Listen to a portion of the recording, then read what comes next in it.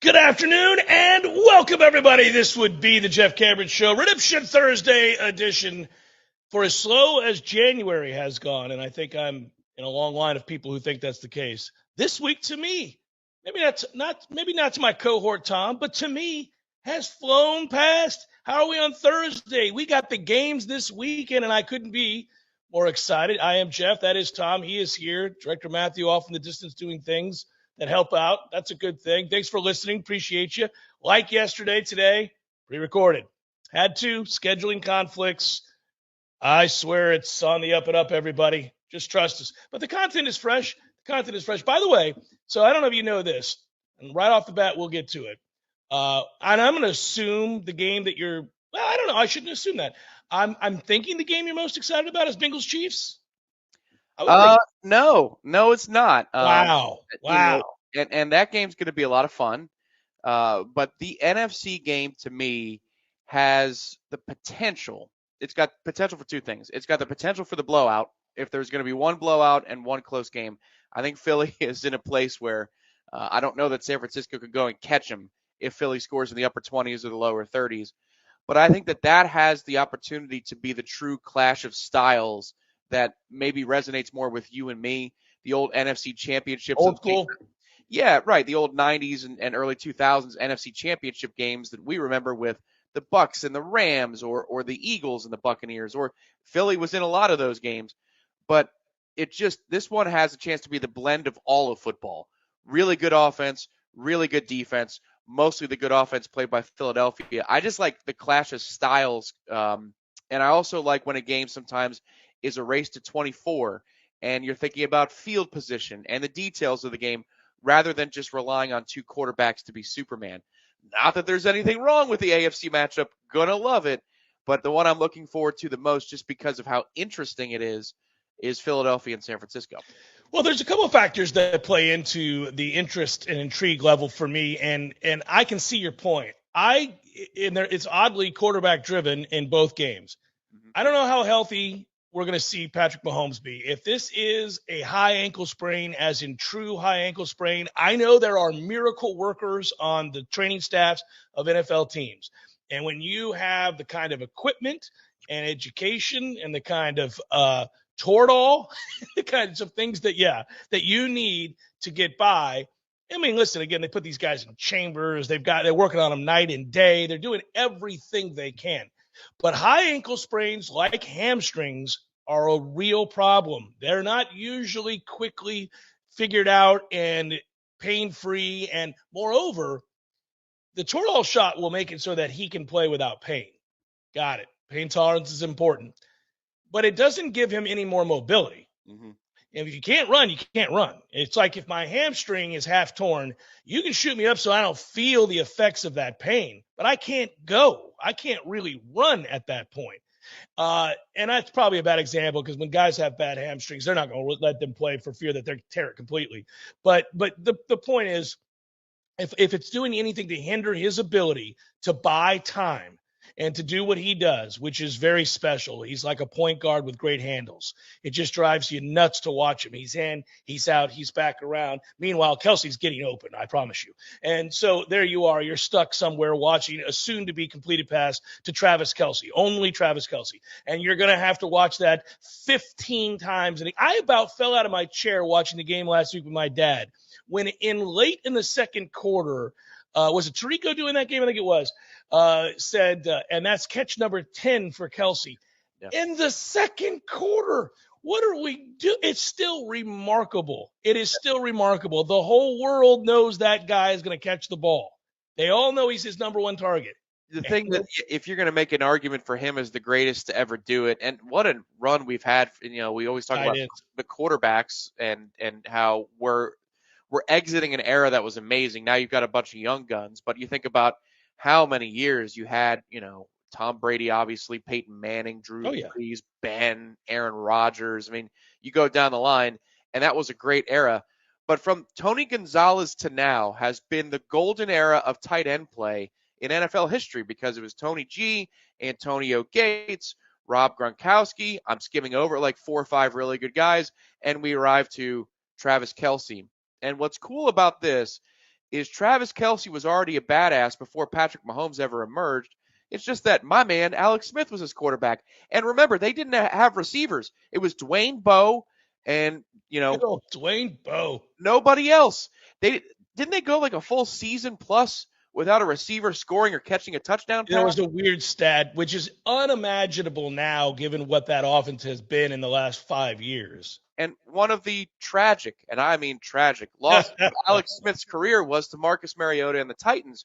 Well, do you know what happened in the first half of that football game in the playoffs? Travis Kelce got hurt.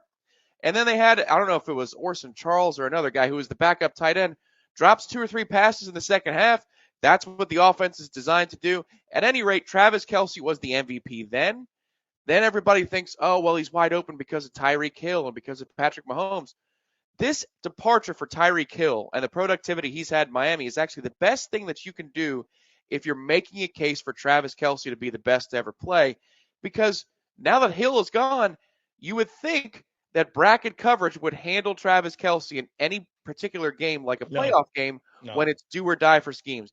Doesn't freaking matter. 87 always finds a way to get open. Oh, he's always open. It's insane. By the way, Chiefs, if you want to know, on offense, overall DVOA, number 1, pass DVOA, number 1, rush DVOA. This surprised me. They're top 10. They're number 9 in that category. Now, on the other side of it, for the Chiefs, they're 17th in overall defensive DVOA. Pass DVOA, they're 20th. They'll give up the pass, and that's a problem when you're facing the Bengals and that receiving core and Joe Burrow, who doesn't get nervous and always beats the Chiefs, apparently. Rush DVOA, they give up they're 15th in the league.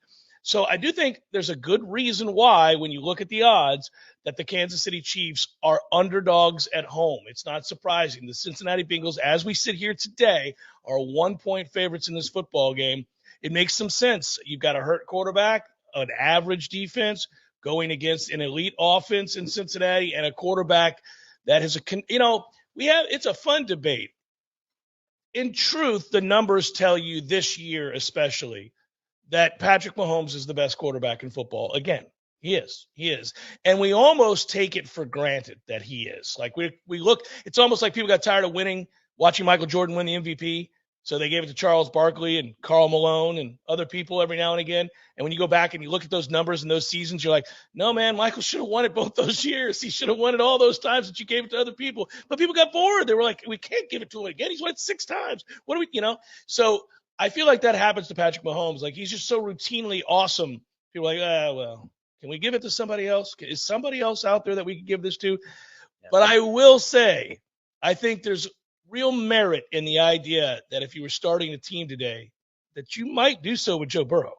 He's unflappable, absolutely unflappable.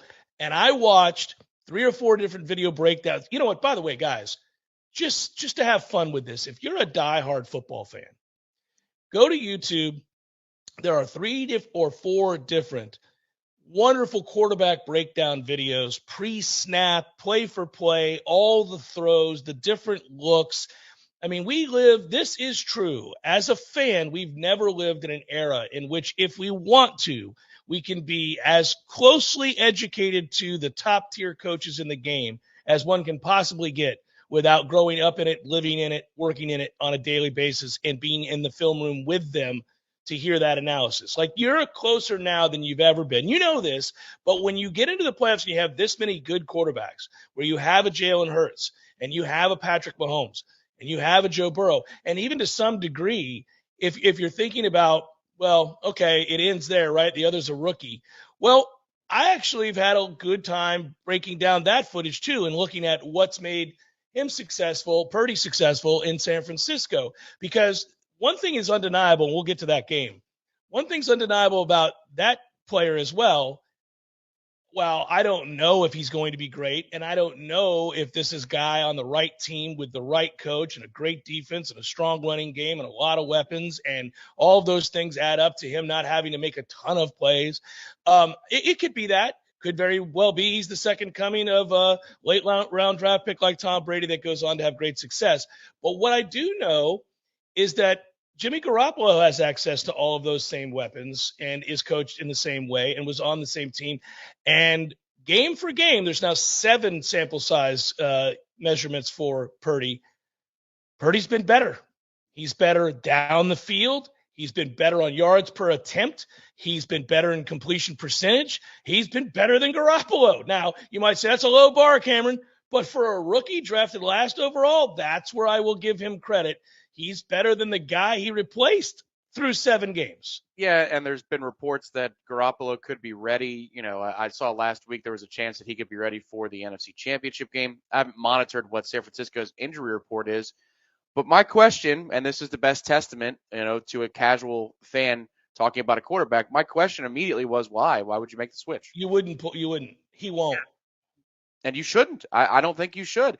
This guy is in a rhythm. Everybody trusts him. Everybody looks loose on the sidelines too.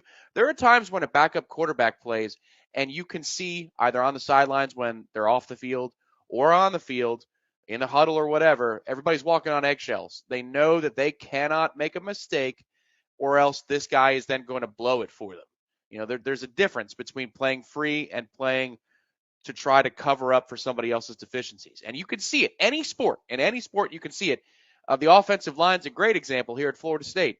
You saw a look in our quarterback's eyes for the better part of 10 years where oh man, he is calling a play or he is throwing the ball in order to defend against the big strip sack because he knows that we suck at left tackle.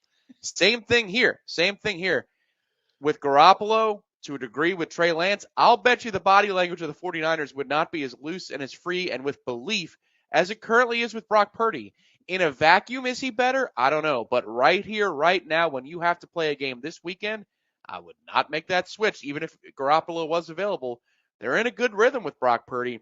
The question is, can they stay within touch of Philadelphia or the Eagles come out, assert themselves to an early lead? I don't think San Francisco is built to come from behind because once that Eagles machine gets rolling, that place goes nuts and the scoreboard lights up like it's a freaking slot machine. Well, and also it's because their defense gets 3 and outs. And so that momentum is allowed to be maintained because they've gone down and scored. The place is rabid and they go out and get a 3 and out because they're the best defense in the league. And they've been really good when they're healthy. And you see it. They overwhelm people. And I agree with you. I think in that moment, Purdy would have he will find himself in a matchup that he can't win on the road in Philadelphia. Everything from the weather to the expectations, but more importantly, the quality of the defense that he'll be facing in that situation. I think that the betting slips today on Redemption Thursday that I'll get to, and we'll go through them slowly, are kind of interesting because there's prop bets to be had in these games based on matchup. It's really about props as opposed to winners as in sides. It's more about props. I'll pick some winners to make the games fun. I do think Cincinnati's going to beat Kansas City again. And I do think Philadelphia is going to beat San Francisco. Could I be wrong? Well, yeah, it's the NFL, and it's one of the great things about the NFL, especially when you get matchups like this. You've got real good coaches that are left over here, and you've got real good players on both sides of the ball for both teams. And, is it going to be shocking if Kansas City wins at home against Cincinnati to go to the Super Bowl? No. Would it be surprising if a Kyle Shanahan coach team who has a very good defense and a lot of weapons finds a way to manage the game and stay in it long enough to kick a last-second field goal and beat Philadelphia on the road? Wouldn't be shocking. I mean, you could see that scenario play out. So the sides don't have the advantage here. It's the props. It's things like Joe Mixon receptions, P. Ryan receptions. If you're looking at Cincinnati, you're looking at point totals. I like point totals here too, as we can look at the weather and we can talk about the defenses. But I think total number of catches and targets and those kinds of things are where it's going to be fun for these two football games. I'm glad you brought the weather. That's my buddy from undergrad and from high school. We're thorough on the Jeff Cameron Show, partly because of Tom's connections to a weather Florida State guy. Here you go. He's one of the leading guys in daily fantasy sports and weather. Like, they've done features on him on the Weather Channel. How cool is that? Yeah. His name's Kevin Roth. You search for him on Twitter, Kevin Roth WX, which is the shorthand for weather. And he works with Roto Grinders, is one hell of a name for a fantasy service. And they're talking about, and fantasy, pun intended, I guess, but he's got color coding for all sports. So a good thing for baseball, if you're a DFS baseball guy, is the home run potential. And so depending upon if you're thinking pitching first or hitting first, you got ratings about weather, wind direction and things like that. But for the NFL, the number one thing that he looks at is not rain and snow. No, it's wind. Wind affects the passing game more than anything else because you're By talking far. about downfield shots. And the color coding is green means full steam ahead for points possibilities. And for these two games on Sunday, he has both in green, which means that the wind factor won't be that crazy. The weather in Kansas City is going to be cold, but again, that doesn't matter nearly as much as wind and wind gusts. So the point potential is there.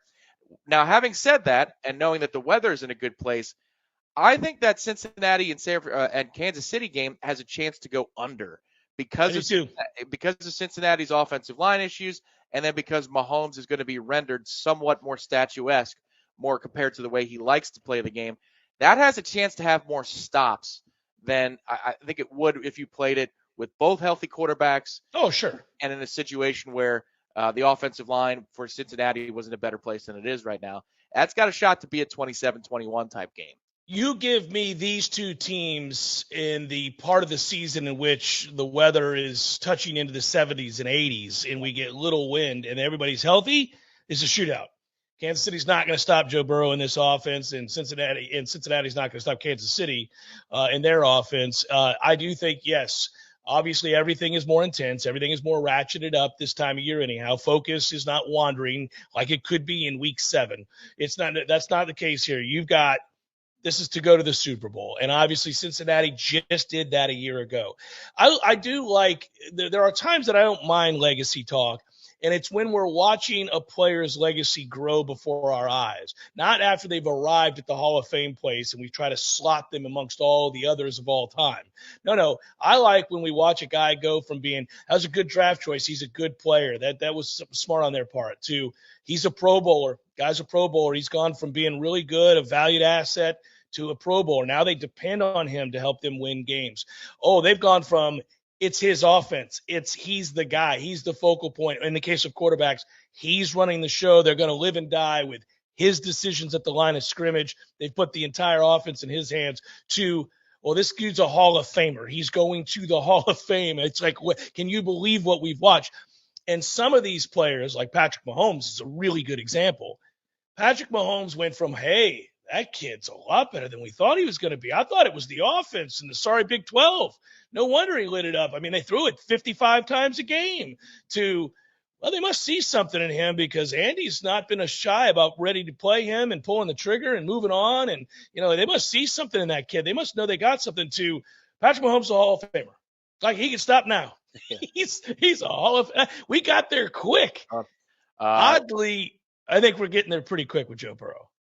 Yes, I agree. And it's also an indirect thing for Patrick Mahomes because he won the Super Bowl. Of course he did. But then the Super Bowl loss to the Bucs is one of the most individually heroic performances in Super Bowl history. Like, if you're talking about – go ahead. No, I'm sorry. Just think about what you're saying because you're right. It's one of the greatest performances I've ever seen a quarterback have in a game in which they got blown out and scored a grand total of 9 points. Yeah. They didn't get double digits. Like, if you're talking about most heroic performances in a losing effort in the Super Bowl of my life, there are 2 that come to mind, and only 2. One is Larry Fitz against the Steelers in the Super Bowl that was played in Tampa, and then it is Patrick Mahomes in the Super Bowl that was played in Tampa.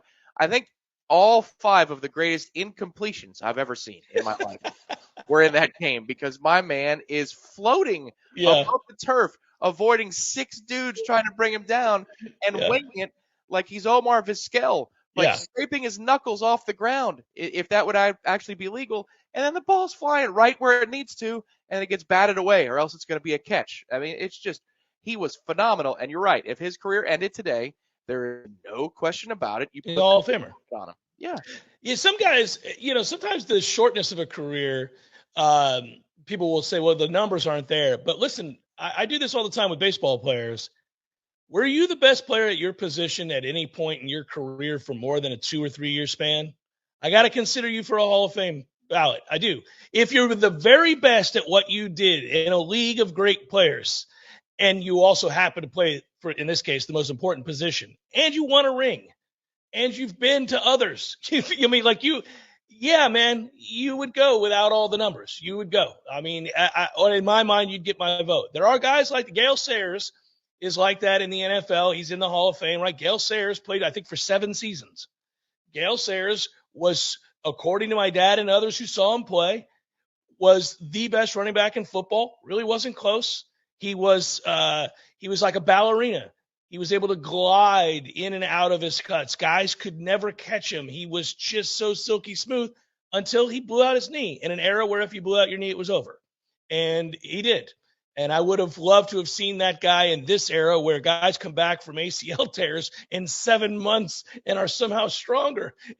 It's crazy, right? But that wasn't the case back then. So, yeah, I mean, would Joe Burrow be a Hall of Famer right now? No. Is he a fast track to be? Yeah. Like if they go win the Super Bowl this year and they go back to the AFC Championship game next year, let's say, and he also is elite again, I mean, we're starting to have the conversation pretty easily. Yeah, 2 things about that situation. Number 1 is about Cincinnati specifically. And the thought is when you have a superstar quarterback, you don't need to litter him with a ton of receiving options. Go get him offensive line help.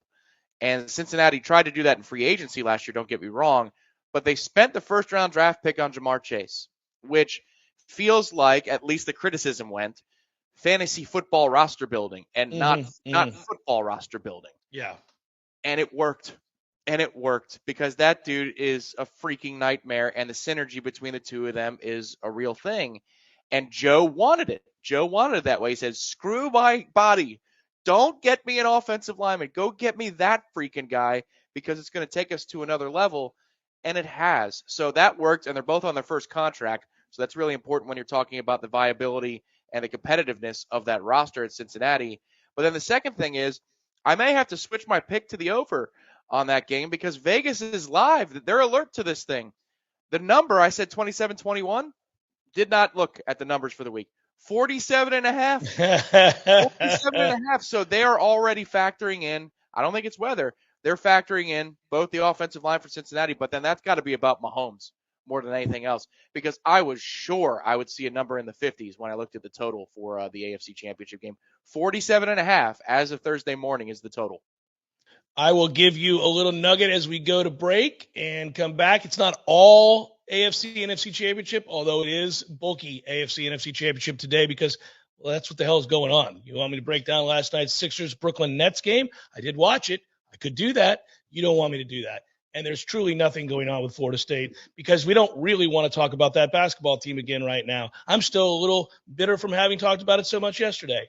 The prop would be this: Joe Mixon under 3.5 receptions. You like that, buddy? Joe Mixon under 3.5 receptions. They've been using P. Ryan in those situations to throw the ball to. I think that you'll see Mixon maybe 2-3 catches at most. We're going under prop here. 3.5 catches for Joe Mixon. You like that, buddy? It always makes me nervous when the number is that small because when he catches his second pass in the late first quarter, then you're like, oh my God. The rest of the way they can't go to him. And weird stuff happens like that. I remember I lost a prop years ago. It was Colin Kaepernick and the San Francisco 49ers traveling to Atlanta to take on Matt Ryan. One of my favorite bets that you've ever lost. Yeah. This one's one of my favorites because it's so absurd. It is. It was, I think it was 15.5. It was. I'm glad you remembered. It was 15.5. He had, I think, 11 at halftime. He had 11 or 12 at halftime. 12 at halftime. Yeah, I think it was 12. I mean, 4 more completions. He had 3 more completions, Tom. He had 15.5. He had to go over. No, I'm saying, but he got 3 more, right? He got 3. He didn't get 4. He got 3. If I didn't need to take my Matt Ryan hate to another level, that brought me there because they couldn't be competitive enough to force my guy to throw freaking almost, 6-7 more times to complete 4 passes. It's one of the great Tom Lang bad beats. There have been like 3 or 4 that since we've been dear friends that I mean I hated for you in the moment, but it is funny from a distance. Just like when what was the game that the guy returned the kick? What? No, Tennessee, Florida. No, you. That's a bad one for you. I'm thinking I had that terrible one. That was Kansas, Missouri? No. It was Kansas and somebody. Kansas, West Virginia. Yeah, and the kid couldn't stop the kick return. All they got to do is tackle him in bounds. And that guy in Madden or NCAA football parlance had Yes. like 72 speed on the kick return. Slow as hell, broke 4 tackles going to the right, cut back left, broke another tackle. I could have outrun that guy within the last 2 or 3 years. Yeah. And I'm like, look at this. Somebody's going to tackle him. And then I look at the screen and they pan back and he's at the 30 and there's nobody that's going to catch him. And I'm like, you got to be kidding me. No, it is for my cousin Vinny lovers out there. The time it takes to cook grits, 20 minutes. The whole grit eating nation, 20 minutes to cook the grits. I was furious. Could have cooked 2 servings of grits in the time it took for that kick return to get home. And he got home. He sure did. Cost me a bundle. That kid there. A lot of heart on that kid. A lot of heart. It's the Jeff Garrett Show, 93.3 Real Talk Radio, Warchant TV. Hey, fans, our partner ISF Inc. is a national management and IT consulting firm. What's up, guys? Our next partner that you're going to hear from is Athletic Greens. You've heard me talk about Athletic Greens in the past. Happy to talk about them again.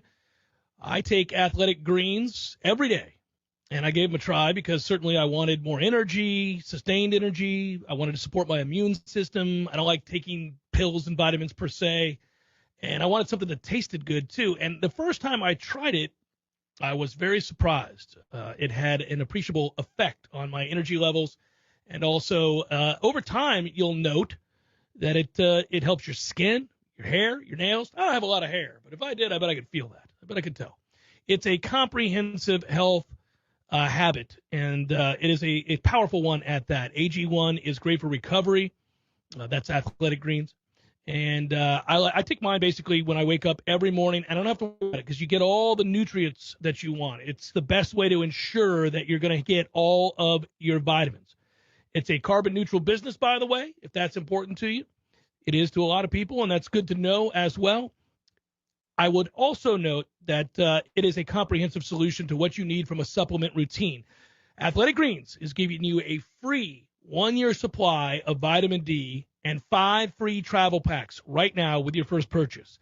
Go to athleticgreens.com/JCS. Helps me out, guys, if you use that. Not financially, but it lets them know that you heard this ad on my show. And I do take it, and I am vouching for them because I enjoy their product. It's athleticgreens.com/JCS. Check it out. I think you'll note the difference in your life with a simple drink each and every morning to start your day. athleticgreens.com/JCS. Is the perfect season to finally buy what you've been wishing for. Pinch a Penny Pool, Patio, and Spas has the hot tubs you need for the price you want. Come shop our huge 12,000 square foot showroom and save today. There's over 50 hot tubs in stock right now, so you won't have to wait weeks on end for that delivery to finally come to town. If you're ready to relax, we're here to show you how. Pinch a Penny Pool, Patios, and Spas. Come visit our huge showroom at 2473 Greer Road with over 50 hot tubs to choose from. You'll be glad you did. Over 50 years ago, when Paul Nicholson founded Paul's Termite and Pest Control, he had one goal in mind: provide the best service possible to his neighbors so they felt like family. Your problem was his problem, so today it's our problem. Paul's service area is our home. It's where our kids go to school, where we shop, and where we get involved with community organizations. So if some out-of-town company knocks on your door and begins pressuring you to sign an agreement for termite or pest control, you can bet on a few things. Number 1, you'll never see that person again. Number 2, your technician is likely to change often. And number 3, your money will not stay in North Florida. These companies are sending your money to home offices in Atlanta, Orlando, Salt Lake City, or even Great Britain. Paul's Termite and Pest Control knows local means something to you. The health of your Tallahassee home, family, and pets is our number 1 priority. For the elimination of termites and pests and a greener lawn too, call your local company with local solutions. Paul's Termite and Pest Control. We all want more energy, more strength, more results. Well, welcome to Orange Theory Fitness as you take a step towards feeling more alive today. Backed by science, Orange Theory's heart rate monitored workout is scientifically designed to keep heart rates in a target zone, spiking metabolism and increasing energy. Orange Theory Fitness is a one-of-a-kind group personal training workout resulting in more energy, visible toning, and extra calorie burn for up to 36 hours. Experience a more vibrant life today with Orange Theory Fitness. To find out more, go to orangetheoryfitness.com. The The Jeff Cameron Show, brought to you by Orange Theory Fitness. 2 Tallahassee locations, Midtown on Thomasville Road and Northside in the Village Commons Shopping Center. Online at orangetheoryfitness.com. Jeff Cameron Show rolling on. Redemption Thursday. We'll pivot for a moment from professional football and we'll go to college football because there was a question on the boards, warchant.com. Hey, by the way, you like it? It's fading, Tom. Oh, wow. Look at that. It's fading. Well, the franchise in Tampa is certainly not fading. They continue to play really, really well. And you know what tonight is? Tonight is Boston. Playing Boston. I don't know that I've seen anybody get off to a start like Boston's gotten off. This is the dumbest thing in the world. No, there are articles now being written. There's one on ESPN.com showing what they're on pace to do this year's Boston Bruins, and it's to smoke what Tampa did the year that we got swept in the playoffs. They're on pace for 66 wins in 82 games. I'll say that again. In a salary cap era, 66 wins in 82 games. That's like straight out of the Chicago Bulls of the 90s type 82 game seasons. Yeah, I would caution Boston. I mean, go ahead, win as many games as you want. But this doesn't always end well. It's crazy. I mean, I'm just saying. Yeah. Just saying. But I am interested to see how we match up against the juggernaut tonight because Tampa's playing great. So, and I've been very, very pleased with the way this season has played out. We got better on the wings, buddy. We're doing all right. Yeah, the thing I'd say about Tampa, and here's for the bettors out there, Redemption Thursday, is always be alert on the over for Tampa. We're giving up a lot more goals this year, but we're doing a good job of scoring. So, for example, when I was in New York over the weekend and I was legally able to gamble, the Lightning Calgary game total was 5.5, and I said, "You are crazy. You guys are on crack." And I think it was 7 or 8 was what it landed so early, though, that I had forgotten about it and I dismissed it. And I went on with my day. But, yeah, look live on the overs for Tampa if it's anything under 7. Yeah, agreed. Give it a good look. Yeah, we do give up a ton of goals. It's rather maddening. But anyhow, we can score a lot of them, too. All right, so let's get to this. We had a question come up. Tom was doing the smash with Ira. And they were having that conversation, and they were talking about a lot of things. But we talk about what Florida State will be, and there's a lot of projections. I did a lot of that on yesterday's show, too. But we wanted to do this. We wanted to give one FSU credit for his or her question, and because we thought it was a good one. And listen, I'm going to give Tom a lot of credit here. I would have never seen this question. But Tom is a more responsible employee of Warchant.com than me, and went and checked the boards later on and saw it and realized, hey, you know what? This is a good question. We didn't get to it on the smash. Jeff and I should talk about this. And I agree with him. So it reads as follows for the radio audience that can't see it here on the chat. Again, this is from one FSU. If Jordan gets hurt in the LSU game, and he's talking about this year's game, by the way, Jordan gets hurt in the LSU game and is out for the season, and we have good injury luck with the rest of the team for the rest of the season. Do you still think we can be ACC champions? I'm going to say in short, yes. Yep. I think we could. It gets very, very hard, but it is possible because I do think this team across the board is going to be better and is very, very good. And I think Clemson continues to slide, and I think that obviously is your chief competitor to win the ACC until somebody else knocks them off the hill. And that game's on the road. It's going to be a hard game with Jordan Travis.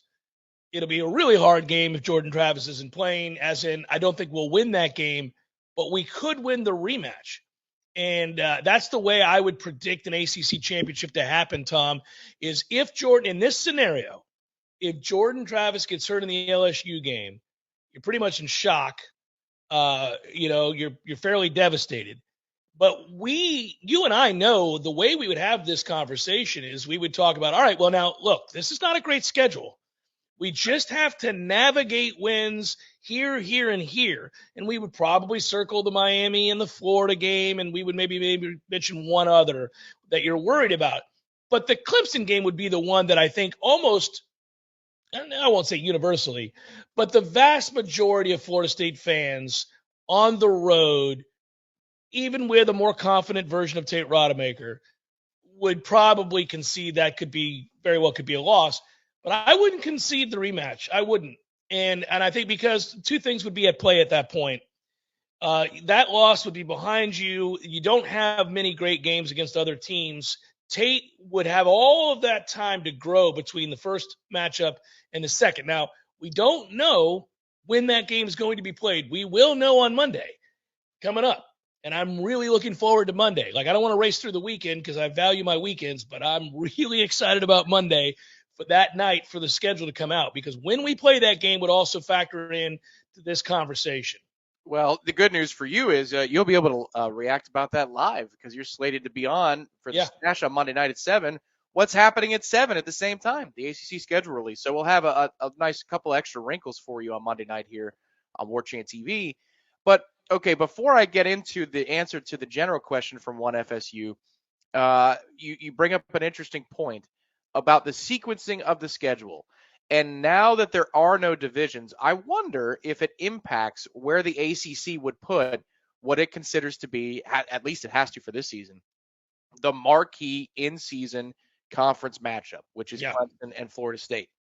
Do they put it closer to the ACC championship game because they want to maximize what they figure to be two high-ranked teams playing against each other in a high-impact month like November? Or would they rather stuff it in late September and early October to create the narrative of, all right, they're going on separate paths, but they're going to come back to merge 7 weeks later? I find it interesting because you could argue both ways, but the ACC has to do the math in terms of getting as much exposure as possible. I wonder what the correct answer is for eyes on sets for the conference. My inclination is that you would want to play the first matchup earlier in the season so that you have something that you could point to as a cornerstone matchup right early to set the tone for the ACC conversation, and then move it to the end of the year towards the ACC championship game when you get another rematch of high caliber. But you have to think about it that way now as a schedule maker, because this is no longer an elimination game in a division. This is the first of potentially two matchups if you're going to get the dream scenario of TV ratings, which I'm sure is what Jim Phillips is looking to do while he's still the commissioner of the ACC and not the commissioner of the Big Ten, if it goes that way. Well, and I wonder if the Big Ten is as compelled to hire Jim Phillips as they once might not be. It might not be. After that meek showing at the ACC kickoff in which he was begging for help. It was like, we need a nice neighborhood too. Oh, God. Yeah. Some neighborhoods are gated within the grander community, but not all have a second gate or an attendant. There's also the attendant. You're like, sir, you're like the guy who does the voting map down in the counties, on election night. You're like, we get it. Move on. Can we talk about the grander point? So I will do that in terms of the question from one FSU. I agree with you. I think there's a chance they can win the ACC championship. I think there's a really decent chance that they play for the ACC championship if they lost Jordan for the entirety of the ACC slate. Because, again, there is no week 0. They can't stuff a conference game before LSU. So that would mean that Tate Rodemaker would play the entirety of the ACC slate of games. And the landmines are potentially Miami, the Clemson game on the road, and then I think the Pitt game on the road. We play Pitt up there. Time and circumstance would not matter at that point of the game. That game in a vacuum would just be one of the tougher ones on the schedule. If you can get by Pitt on the road, if you can hammer Miami up here, then all it comes down to is don't trip up anywhere else, and you're on pace to play Clemson in the ACC championship game for round 2. And you're right. If you play a team a second time, I mean, the numbers say that it will always be a little closer than the first result. So we'll see. I would say this: if you're looking for potential pitfalls beyond Clemson with a Tate Rodemaker-led Florida State offense, and this is not a shot at Tate, and who knows, he could take the reins and tear it up. Who knows? I mean, we don't know. That confidence level may be sky high going into the year after having a measure of success this past year. It's year 52 in the system for him. That's correct. So, one would think he's got a pretty good handle on it. But Tom, I would circle, because I pulled up the schedule. I know this isn't the order. You're right to point out at Pitt. That's a game that you worry about. But I try to look at well-coached teams and teams that would maybe have a little something for you to confuse your quarterback. Listen, Duke had the 31st ranked defense in the country last year. Duke had the 5th best defense in the ACC last year. Mike Elko has done an amazing job very quickly at Duke, who was bowl eligible and won 8 games. And, listen, again, I don't think Duke is top of the line in terms of talent. But you do see a scenario by which he could confuse him and he could make that game interesting. They made a lot of games interesting, including beating the tar out of Miami. And they beat a lot of teams that they didn't have equal talent to. Yeah. So I just look for landmines in general when I have high expectations for my team. Because I'm like, well, let's not screw this up. And where could we screw this up? Some years you look and you go, well, you could screw up the Wake game. They're a good team. You wouldn't say it as much this year. They're losing a ton off that team, including the best quarterback in the league, arguably, right, besides Jordan Travis. Well, May is better than him, but you get what I'm saying. But anyhow, I would look at that Duke game as, okay, that could be a problem. That could be a hiccup without Jordan Travis. Is it at Wallace Wade or here? That game, I believe, is, in fact, here, so that helps. I like that a lot. Yeah, that helps me feel a lot better about it. Duke has some results last year that you have to raise your eyebrows. You have to, and say, wow, look at that. I forget which one it was. Was it Duke, Georgia Tech? It was some of the worst quarterbacking I've ever seen in college football on both ends. I was like, my God, this is terrible, terrible product. But look, they got the results. And to me, the way I'd start the argument about Tate and landmines is to look at every other segment group on the offense. And when you do that this year, you smile as you go from position group to position group, because you can start at running back. Everybody will, I think, in the national media with Trey Benson and talk about the impact that he potentially could have this year. ACC first team. He could be a front runner for the big awards in the ACC if Florida State just decides to run the football. But you look at receiver, we're loaded and we're diverse there. You look at tight end, that is overhauled and something to smile about. And then the question mark is the offensive line about who fits where, but it's not for a lack of options. So you are surrounding a backup quarterback in this hypothetical scenario with as good an offensive situation as you possibly can. You're giving him balance. You're giving him better protection than he had last year, and he had bad protection last year on the road at Louisville when they're down, found a way to make some plays. You're giving him play action as well. So that's the thing. The backup quarterback is surrounded by so much good that as long as they don't, tighten up in the moment, things are going to be wide the hell open. I don't disagree. I'm just looking for possible scenarios where an unexpected loss is out there lurking. And that Elko-led Duke team is a team on the come. They're already immensely better. They're well coached. I did a segment yesterday, Tom, where one of the things I pointed out that made me laugh was that Elko reached back over to Texas A&M and plucked an up-and-coming linebacker coach off Jimbo's staff who was all too eager to leave Texas A&M to go to Duke. Didn't take him long.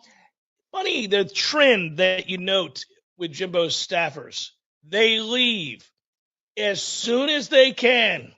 The first offer they get, they leave. Yep. Even if it's paid less, they leave. And it's not new. That happened here, just the same. That happened here. There was the 1.0 staff.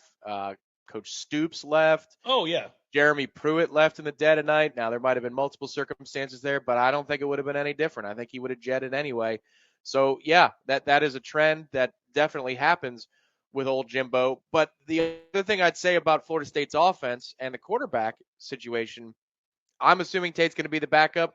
But if I'm A.J. Duffy and I see all of these weapons that I could work with this year, man, I'm doing everything in my power to make it interesting, to take the backup job away from Tate. Because if I could be one play away from playing in this offense with this set of weapons that are they're going to be gone, most of them next year.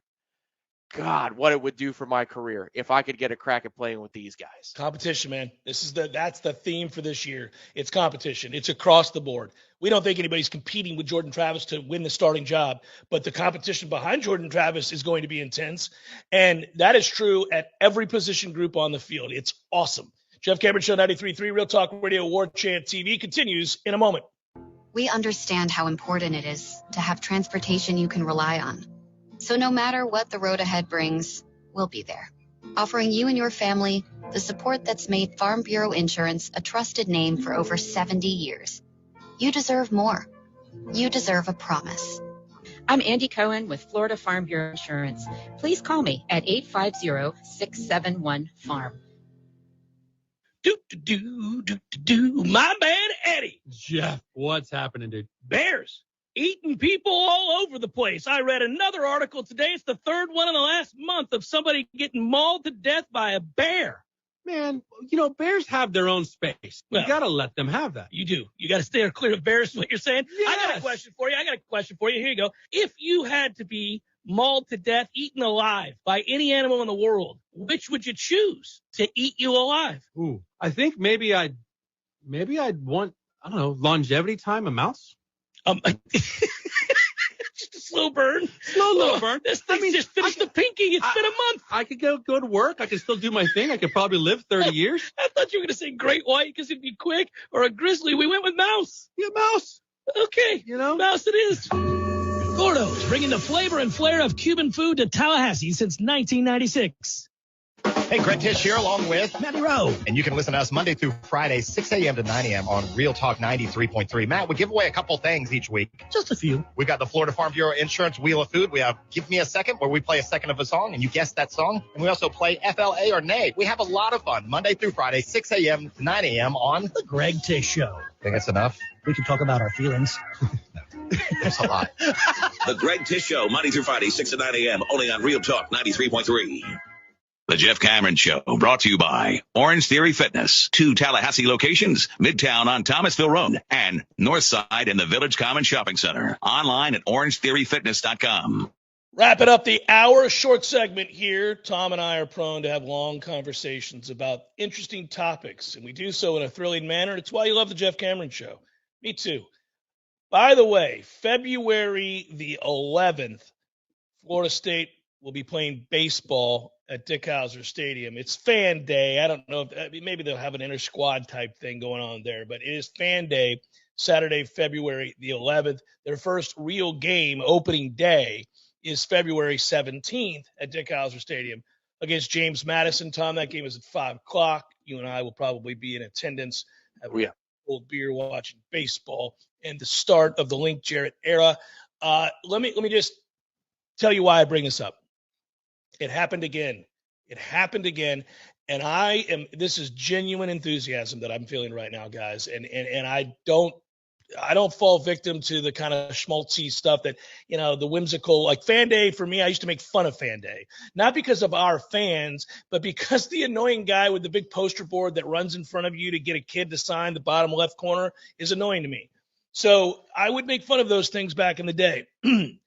Yes, because he tramples children to get there. Correct. Yes. There were all the unseemly elements of like the running of the Gumps at Alabama. That kind of thing is the way I thought of Fan Day back in the day. But I ran into somebody yesterday, and it happened 2 days prior as well, at the start of the week. And these are serious Florida State guys. These are serious men of sport, Tom. They are like us. They're not afraid to say, oh, we're going to suck, or we're going to be really good, or what do you think, man? I don't know about this guy or that guy. They have the real conversations. They're pragmatists, realists.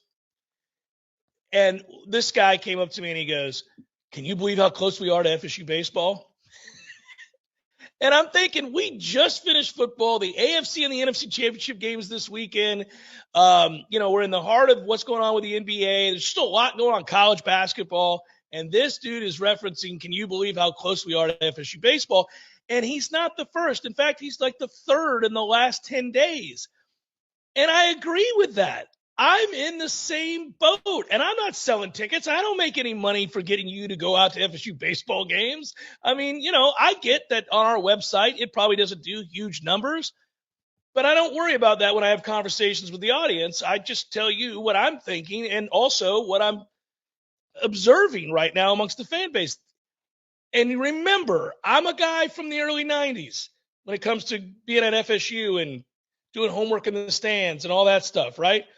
There was a time when FSU baseball, and you remember this time, was way up here. It was just back of football, right? We were in one of those weird places in America where college baseball was uber popular.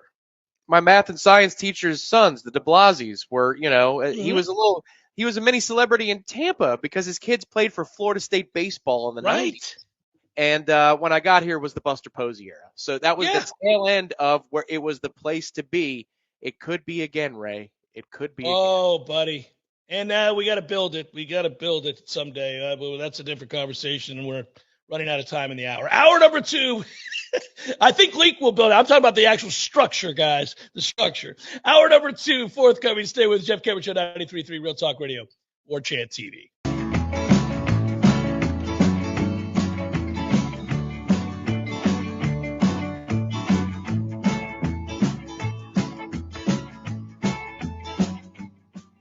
Like most Americans, you can see things are out of control. Global problems have local consequences, too many of them. And if the next news headline spins us into chaos, you better be ready. Grocery store supply chains are only as strong as their weakest link. Don't wait for them to break. Today is the day to secure emergency food for everyone in your family. My Patriot Supply is America's largest preparedness company.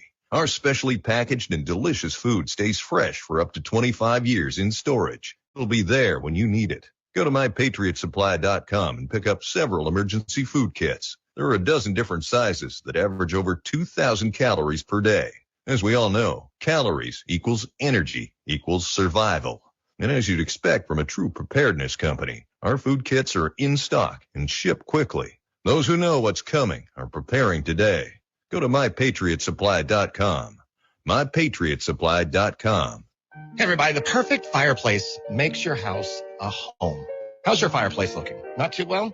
Hearth and Patio can help you with that. Actually, Hearth and Patio can help you with anything fire. Give my friends a call at Hearth and Patio. If you need new fireplace upgrade, fireplace repair, you need custom outdoor kitchen, grills, or an amazing fireplace for your backyard. 850-727-4282. That's 850-727-4282. Or you can visit them online at hearthpatiotallahassee.com. Hearth Patio Tallahassee. They keep the home fires burning. If it's happening in the capital city, you'll hear it first on Real Talk 93.3 WVFP, Gretna, Tallahassee.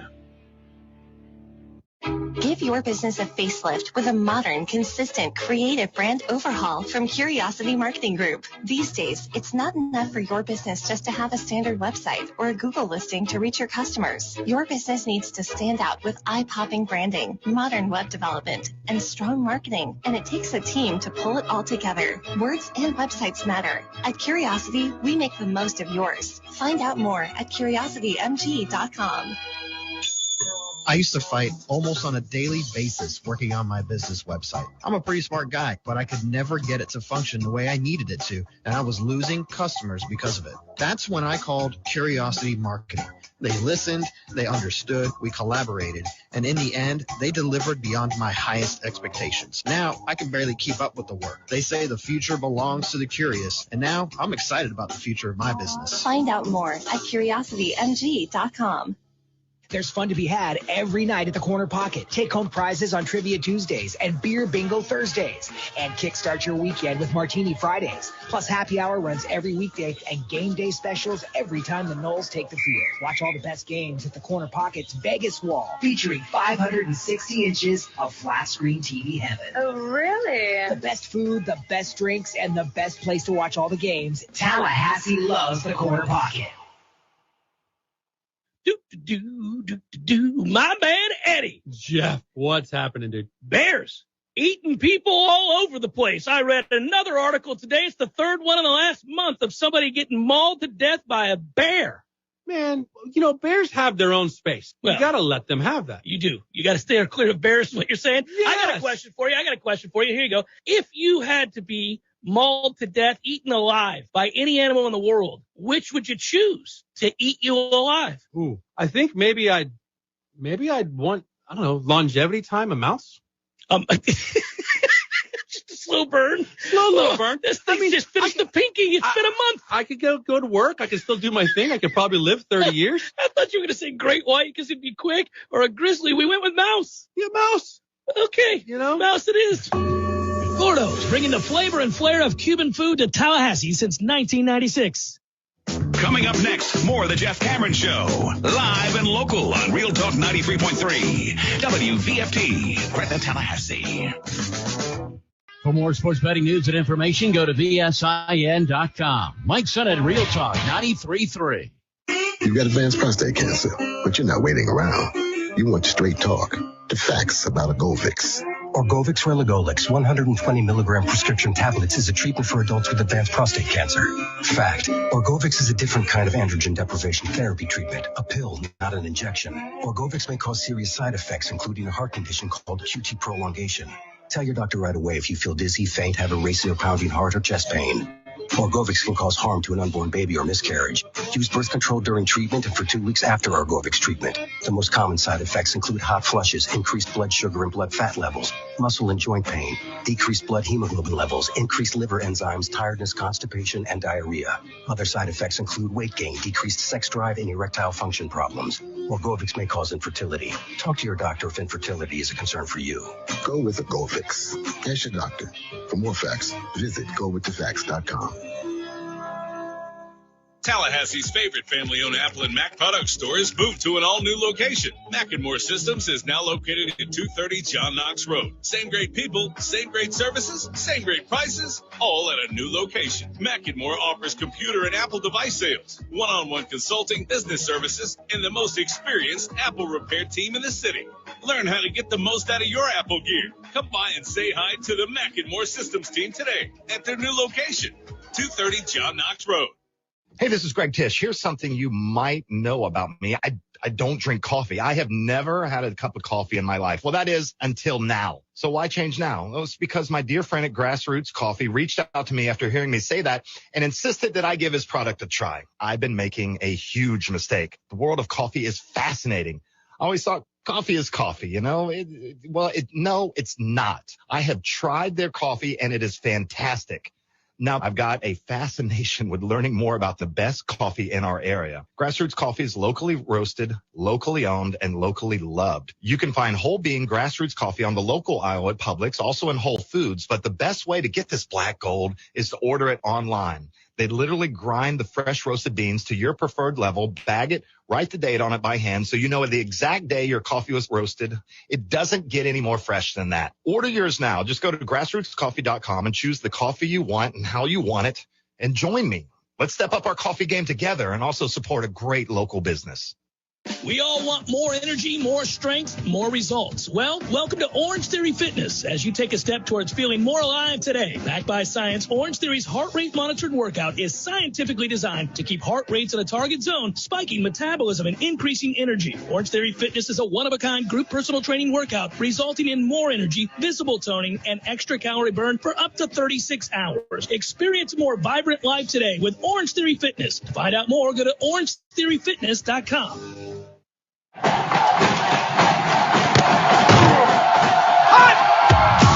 Broadcasting live from Florida's capital city, this is the Jeff Cameron Show, brought to you by Orange Theory Fitness on Real Talk 93.3. Now, stop what you're doing and listen closely. It's time for the Jeff Cameron Show in 5, 4, 3, 2, 1.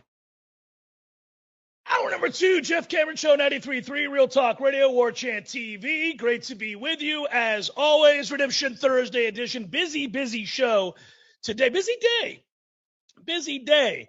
And that some really good things happen. I want to promote the hell out of some things on our website and just in general from FSU standpoint. And one of those has to do with a great conversation our own Ira Chaffel had about NIL. And I will directly point you to that interview and on the website and all that in just a minute. But I was excited to learn today, and I wanted to mention this before I forgot to do so.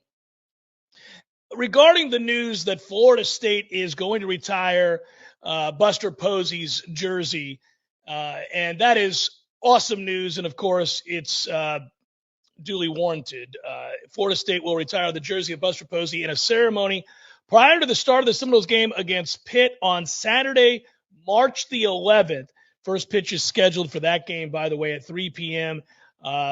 We all know we can get listen, again, you buy tickets if you want to buy tickets, but they do go on sale on Monday, I think, over at Seminoles.com. But congratulations to Buster Posey. And again, you think about Buster Posey's career, and it's amazing to me how much time has now passed since he played here. But Buster Posey is an athlete. When we think about Florida State lore, we talk frequently about who are the guys, not the tired Mount Rushmore argument, but maybe the handful of guys or 10 guys or women that you would say best represent Florida State athletics, whether that through preternatural ability and gifts or accomplishments, whether you're one of those people that want to combine not only the talents, the productivity of their careers while they were here, the duration of that career, their off the field contributions, their character as far as you could tell, does it all add up for you in order for them to make that list? For some people, it is solely about the athletic prowess. It is solely about what they accomplished while they were here playing athletics for FSU, and really nobody, should really factor in all of those other things I just alluded to. Everybody agrees or disagrees on these things frequently, and it's fun to have the conversation. It's why I think it's always fun to get into the conversations about where a Derek Brooks fits. And I hate to exclude people. There's so many great people that have come through here and accomplished amazing things, and I'm not trying to slight anybody if I don't mention their names. But, listen, who amongst us isn't so proud of a Warrick Dunn, right? I mean, look what Warrick Dunn did with his athletic prowess. Not only did he perform here at a level that very few ever have, not only at Florida State, but in the college game in general, and achieve greatness on the field, and then go on to have a brilliant career in the NFL. But we all know with what he's done off the field with his life is it's emotional. It's overwhelming. It adds so much to his reputation and his legend, if you will, amongst Florida State fans. It speaks to his character on and off the field. So I don't know any Florida State fan that doesn't immediately go to Warrick Dunn as the card you pull when you're at the table with a bunch of other fans of other programs, right? Like we all puff out our chest when we're talking about Charlie Ward, or we're talking about Derek Brooks or Warrick Dunn. I'm just naming a few guys, and there are so many. And, I would be remiss. I mean, I'd have to sit here for a long time. There's been that many. But we do this a lot, and Buster Posey is on my short list of those guys, of those people that have best represented the university, not only with athletic prowess, but character and dignity, and then obviously what he's done off the field of play as well. For those that are of the younger demo that listen to the Jeff Cameron that maybe don't know, here you go. He was a two-time first-team All-American for the Noles in 2007 and 2008. He won almost every award you could possibly win in the game of baseball, including the most prestigious, which is the Golden Spikes Award. He won that. He won the Dick Hauser Trophy as well. He won the Brooks Wallace, the Johnny Bench. He was Player of the Year, according to Baseball America. He was also Player of the Year, according to Collegiate Baseball. Rivals.com in his junior season. He earned All-American honors as a freshman in 2006. People forget this part of it. As a shortstop, and that was before he got moved behind the plate, before Mike Martin Jr. took him under his wing and said, you've got the footwork, you've got the arm strength, you've got the athleticism. I think you could make the transition very easily. It worked out. He made the transition not only easily, but he became a dominant player behind the plate.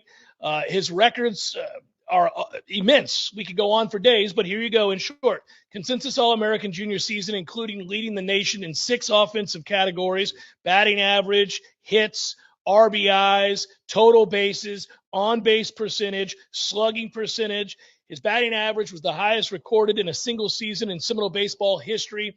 I remember watching John Ford Griffin play here. I remember watching J.D. Drew play here. I remember thinking that nobody would live up to those offensive numbers, that nobody would hit for a better average than John Ford Griffin, that nobody would hit for the kind of power that J.D. Drew had combined with average. I used to think, well, how lucky was I to see both those gentlemen play the game of baseball, and then along came Buster Posey and that magical season in which he, again, hit .463 with 119 hits, 93 RBIs, 226 total bases. It's insane, with an on-base percentage that is north of 550. A slugging percentage at almost 900. He was insane.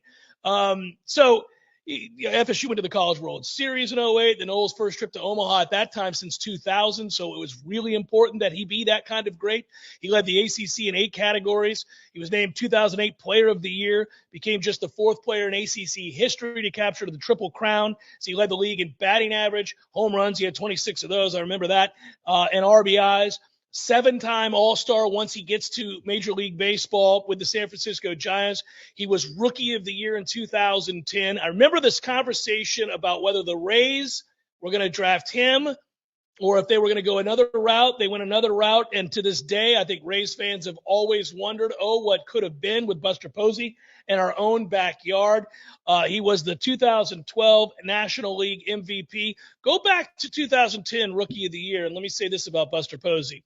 He was playing in a ballpark in the minors that was very conducive to doubles. And a lot of the conversation was, is he ever going to have big league power? Is he ever going to make the transition? Because in truth, in his career here at Florida State, he went from having a very good offensive season, but nothing spectacular, nothing that you would, sit in awe of, to having this massive leap where doubles power became home run power. So he could always hit to all fields, and he had that doubles power, but he ended up, I remember Corey Clark and I, and we were joking, this was in jest, but we were saying if Buster Posey had been a major league player and gone from the season that he had prior to that monster season in which I just laid out all the stats, if Buster Posey had been a major league player fresh off the steroid era, we would have gone, so we're going from 6 to 26 home runs, are we?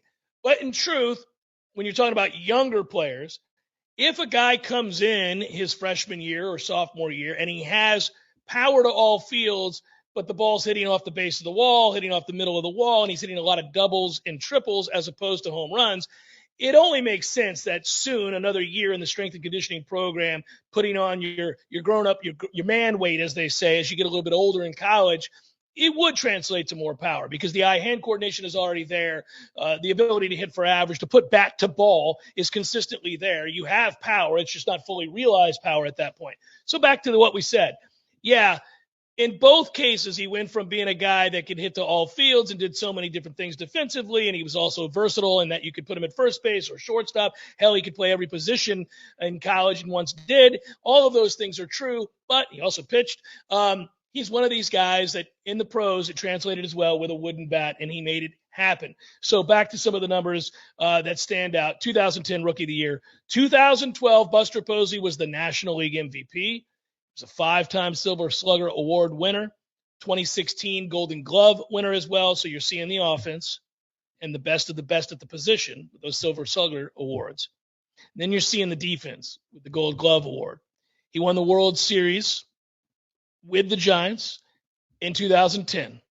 He won it in 2012. Now think about this. He's a rookie in 2010, and they win the World Series. And many of those veteran pitchers credit him and his ability to call a game, control a game from behind the plate for their success. He wins the World Series again in 2012. Wins the World Series again. He's on a team that does, certainly, in 2014. He retires after the 2021 season most recently. By the way, he hit .304 in that season. So he went out with a bang, won his second Comeback Player of the Year award. You remember the first one was after he got collided into. It ended up changing the rules of baseball. That was Marlins Giants. Guy took him out at the plate. Back then, that was a legal play. It resulted in an ugly injury for Buster Posey. He bounced back from that, ended up winning Comeback Player of the Year, and then he did it again. So this is a guy who I saw play first base when I saw the Nats Giants, when I took my kids to their first baseball game up there and played it really well, made a backhand stop off of first that saved the game for the Giants that day. I really feel like had he come out from behind the plate a little bit sooner, he may have been able to prolong his career even more. So second Comeback Player of the Year award there, made his 7th All-Star team, led the Giants to a team record 107 wins that season, his final. His jersey will be just the 4th retired in this storied history of Seminole baseball. Think about what it is. I mean, it's unbelievable. Joining Dick Hauser and J.D. Drew and, of course, Mike Martin. as the only other Seminoles to ever have their jersey retired. So congratulations to Buster Posey. Once again, jersey retired. Buster Posey started the Seminoles game against Pitt. That is in March. Make your plans now. You're going to want to be here for that. Tickets for baseball do go on sale on Monday. I think about it. Being in the stands, I would talk about Buster Posey one final way. He's a quiet guy. Doesn't say a lot for a man who's accomplished as much as he has. He's a very kind and giving man as well. And saw him. I was fortunate enough to be down on the field at batting practice before a San Francisco game. I had taken my dad. He's a lifelong Giants fan, San Francisco Giants fan. And we got down on the field and got to meet some players. And I'll be forever indebted to a Seminole who works out there with the Giants that set it all up. And he came over and took a picture and shook hands with my dad. And my dad got to put on the World Series ring. And there are countless stories like that about Buster Posey. I mean, you can't. I don't know. We could do 2 hours, and I'll probably do more on Buster Posey as the days get closer. I want to talk to Chip Baker about him, of course, and we can go on and on and on.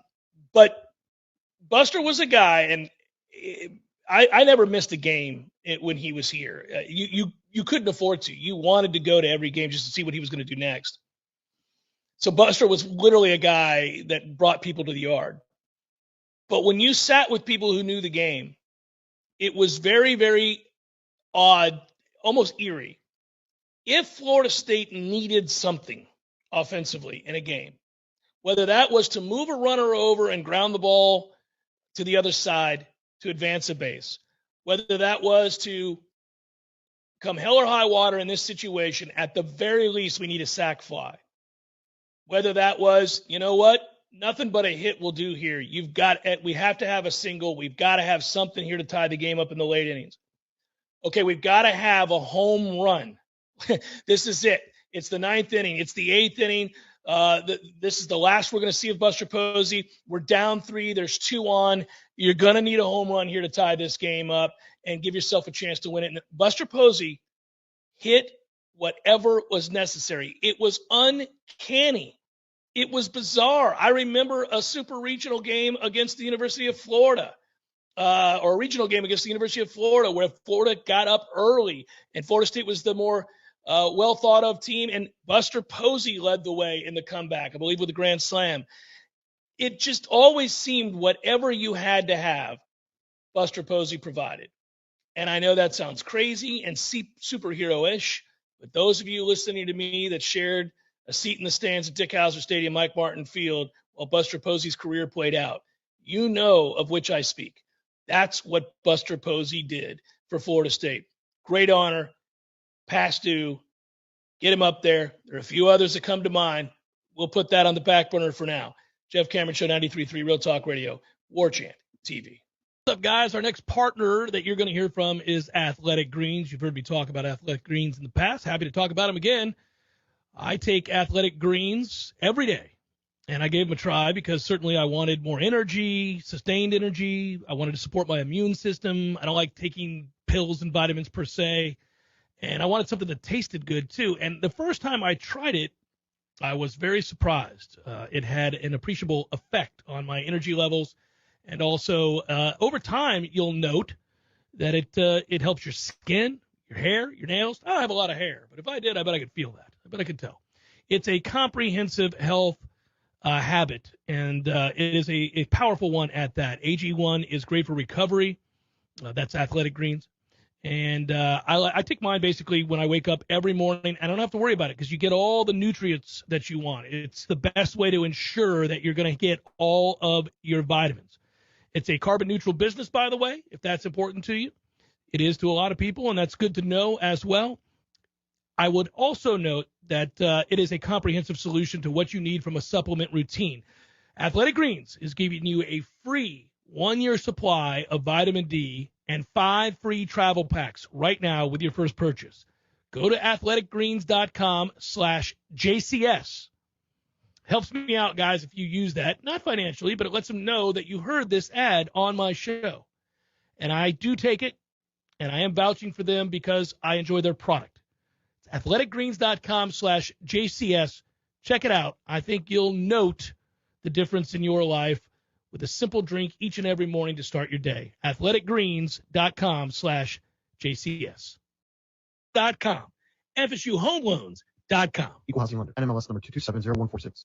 Hi, everybody. It's Ed Dean, Florida's #1 statewide radio talk show, now in Tallahassee afternoon drive from 5 to 6 p.m. right here on Real Talk 93.3 FM. Yes, highly entertaining, fast-paced, never boring. We always give you the story behind the story when you catch the Ed Dean radio show. And we are ready to go Tallahassee daily, 5 to 6 p.m. It's the Ed Dean radio show on Real Talk 93.3 FM, WVFT. This is Ken Wondergem, owner of Gem Mazda of Tallahassee, serving North Florida and South Georgia for over 20 years. And I'm happy to announce that things are finally back to normal at Gem Mazda. Our lot is loaded with brand new Mazdas for the first time in 2 years. So if you've been waiting for the price and selection of new cars to return to normal, the wait is over at Gem Mazda, where we've always provided our customers with the highest quality of service and care. You know Mazda's reputation for efficient, dependable, and affordable vehicles, but you simply must experience the luxurious new lineup of 2023 Mazdas in stock now at Gem Mazda during our New Year's sales event. Get adventurous and connect with nature in a brand new 23 Mazda CX-50 with all-wheel drive. But hurry in while the value of your trade is still high. At Gem Mazda, we take our slogan seriously. No games, no gimmicks, just a gem of a deal. Gem Mazda of Tallahassee, Capitol Circle Northwest, just up from West Tennessee Street, and always open at gemmazda.com.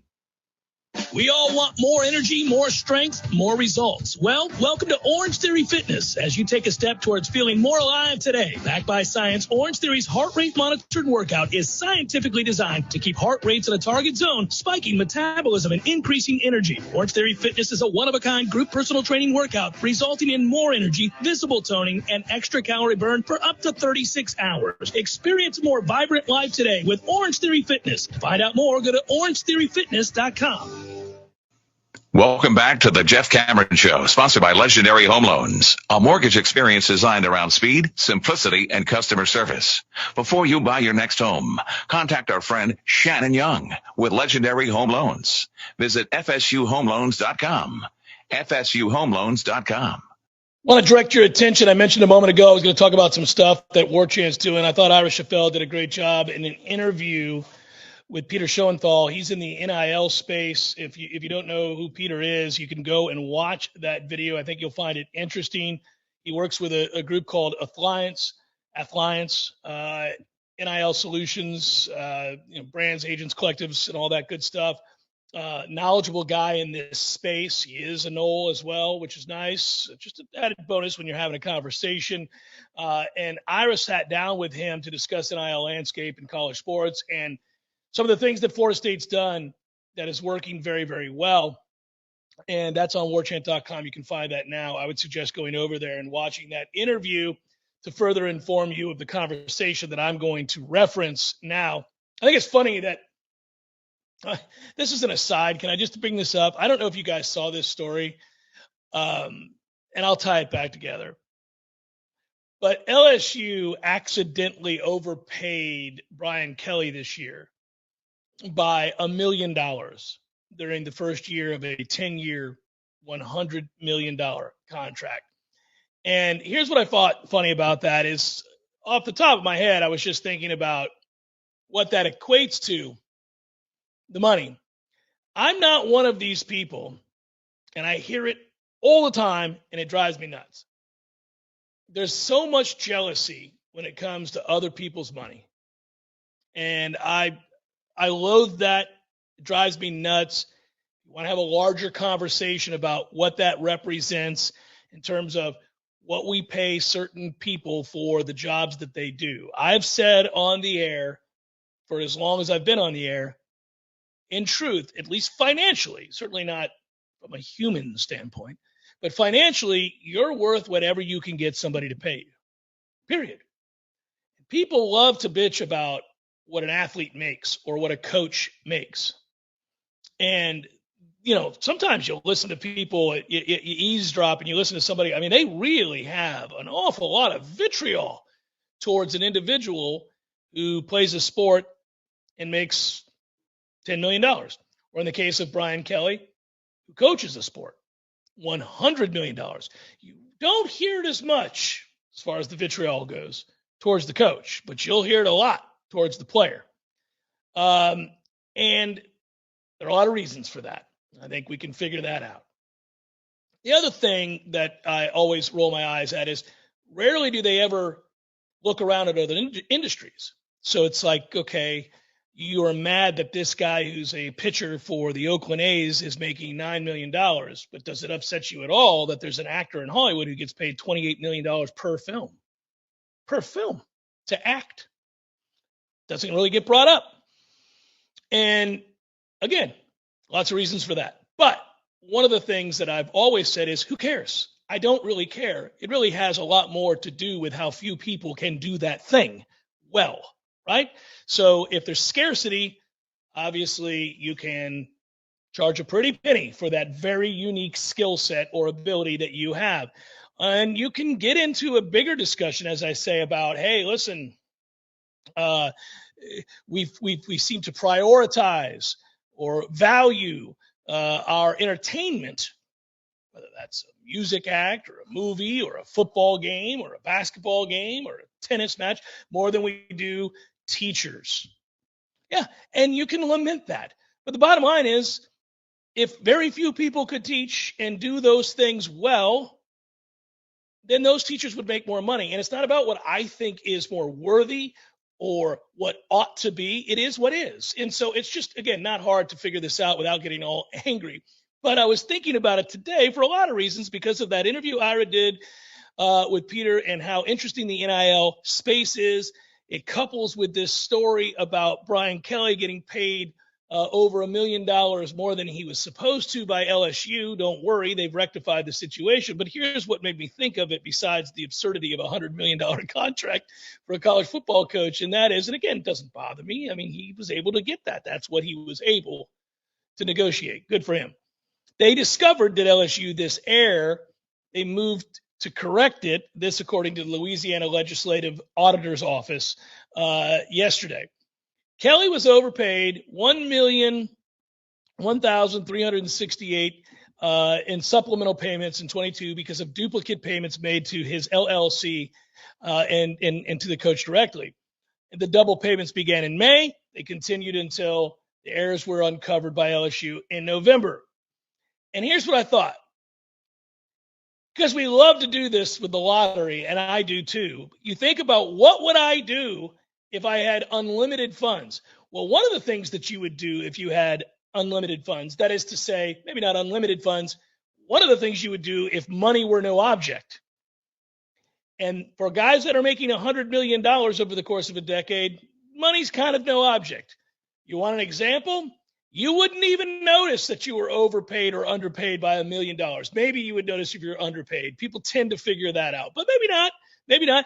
If you're lackadaisical with your funds, I fall in this category, and I'm not stinking rich, but I make enough that I don't worry about $100, $200, $300 either way. If I think it's off, it's really laziness as opposed to not worrying about it. I'll look at my account. We used to balance the books, right? You got to balance your checkbook, man. You got to deduct from here and add there, and you deposit it there. Man, write all this stuff down. Kids, none of you have to do that today. You know why? When you go to the ATM, it's there. It's all balanced. It'll tell you, hey, we took 18 out here from when you went through the drive-through last night at Taco Bell at 3 o'clock in the morning. Oh, from here we see that you added a $50 payment that grandma sent a check in the mail. We've just added that to your account. Look at that. It's all balanced out. Perfect. Isn't that great? $32 difference. We're in good shape. All right, so it's done for you now. And in some ways, I think that leads to frivolous spending, but it doesn't matter. This isn't a money show. I just think this is interesting. He didn't notice it, and I don't think it was nefarious. And one of the reasons that he didn't notice it is that if you have a 10-year, $100 million deal, and I know Brian Kelly is working more than 40 hours a week, but over 52 weeks, okay, he would be making $4,807.69 an hour. He'd be making more over, and we like to do this when we count down time. Sometimes I say, is it better for me if I'm greatly anticipating an event coming up. I'm excited about a vacation. I'm excited about kickoff for the Noles. If the game is a month and a half away, is it better for me to say it's 6 weeks away? Is it better for me to say that it's 45 days away? See, that 45 days sounds better than a month and a half, doesn't it? If you say, you know what I'm saying. So $4,807.69 per hour sounds like a lot. Doesn't sound as much as $192,307.69 per week. $192,000 plus per week is what Brian Kelly's making. He didn't have time to worry about an extra, $4,000 here or there an hour, or even $100 a week, or whatever it might be. He didn't notice he was overpaid by $1 million. Why would he? When we think back about all the times that we have the don't pay the players a penny crowd, and then you listen to that discussion about college coaches making $5,000 an hour, $200,000 a week to round up, and then tell me there's no more money for the players. There's no room for players to make money. It's nuts. All right, back to NIL and the interview that Ira did, and I think this is great. And it does, once again, speak to Florida State being buttoned up right now. I thought it was fascinating, and I hope it ends up being true, and I might rue the day that I wished for this. But when we talk about collectives, I think people, and let me just speak from the Florida State standpoint, from the fan base's standpoint.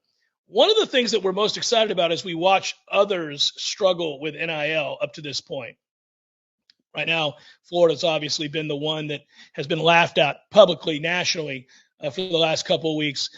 Ruiz and Miami have been looked upon with a jaundiced eye for many reasons as well. And there are no shortage of stories for us to go back and look and go, that seems like it's not right. Like, they're going to have to do something with this. Well, they have new NCAA guidelines. It's getting fascinating. We'll see what ends up happening, because in some ways I think it's a stare-off.